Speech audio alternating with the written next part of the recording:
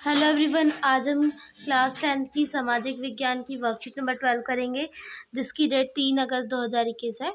और political science का आज हमारा चैप्टर नंबर 1 है, सत्ता में साझेदारी।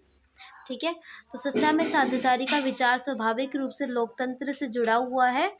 तो सत्ता में साझेदारी जो है, इसका विचार किससे जुड़ा हुआ है? लोकतंत्र से।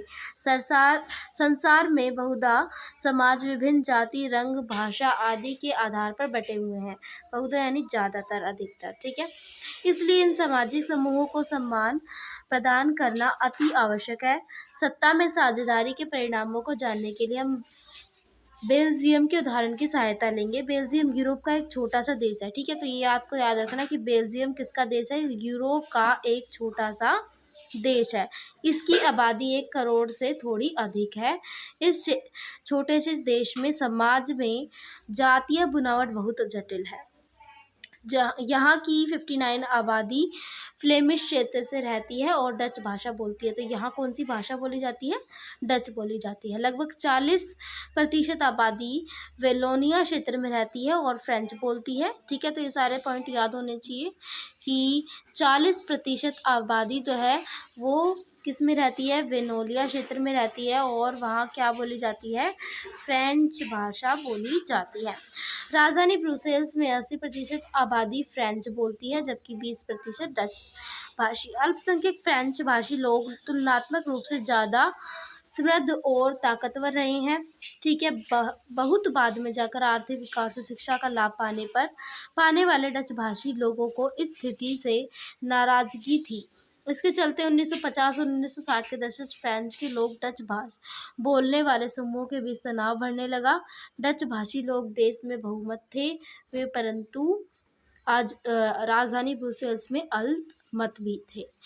तो डच भाषी लोग जो थे वो देश में बहुमत थे और परंतु राजधानी ब्रुसेल्स में अल्पमत में थे। ठीक है, तो यहाँ बेल्जियम जो है वो दिखाया गया है। ठीक है, तो यहाँ दिया गया है कि 1970 में से 1973 के बीच बेल्जियम ने अपने संविधान के 4 संशोधन सिर्फ इसलिए किए ताकि देश में किसी को बेगानेपन का एहसास ना हो एवं सभी मिलजुल कर रह सके। तो टकराव को रोकने के लिए उठाए गए कदम 4 कदम थे जो उठाए। पहला था, केंद्र सरकार में डच व फ्रेंच भाषी मंत्रियों की समान संख्या होगी और केंद्र सरकार की अनेक शक्तियां देश के 2 इलाकों की क्षेत्रीय सरकार को दी गई।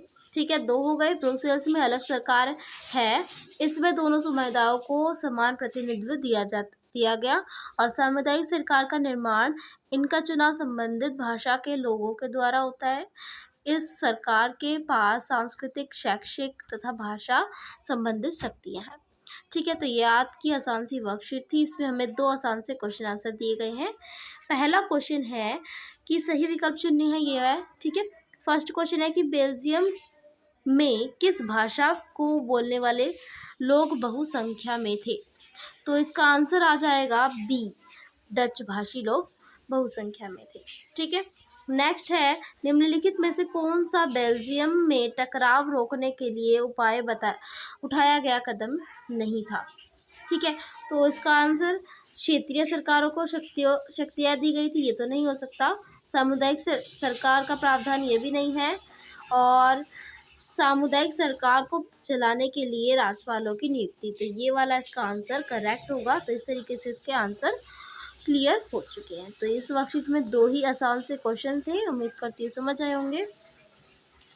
तो जो नेक्स्ट वर्कशीट है वो इंग्लिश की है, उसका लिंक भी इस वीडियो के डिस्क्रिप्शन में दे दिया जाएगा।